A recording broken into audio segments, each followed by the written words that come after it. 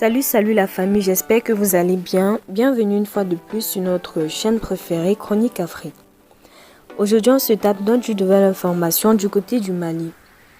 Le ministère des Affaires étrangères et de la coopération internationale et le ministère de la Défense et des anciens combattants, à travers la direction de l'information et des relations publiques des armées, ont conjointement organisé hier une conférence de presse sur le bilan de la première phase du retrait de la mission multidimensionnelle intégrée des Nations Unies pour la stabilisation au Mali.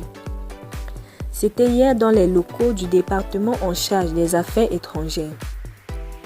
Elle était co-animée par l'ambassadeur directeur des organisations internationales du ministère des Affaires étrangères, le docteur Madou Diallo, et le directeur d'IRPA, le colonel Souleymane Dembélé.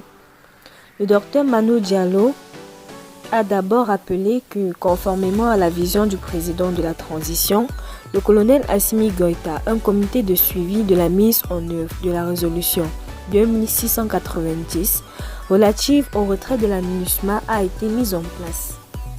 Il s'agit du comité ministériel proposé de 17 ministres et du comité technique, comprenant des points focaux des départements ministériels.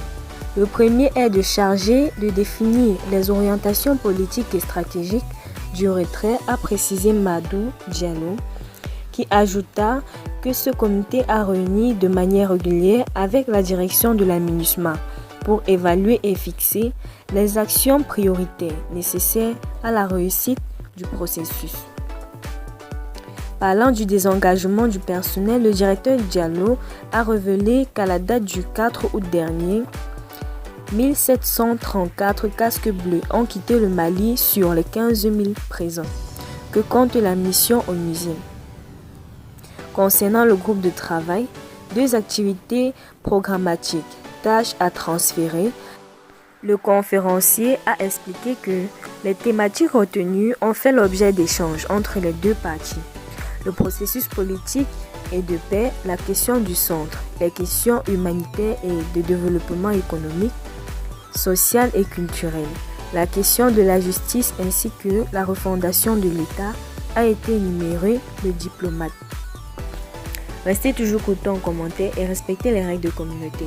N'hésitez pas de liker la vidéo, de la partager et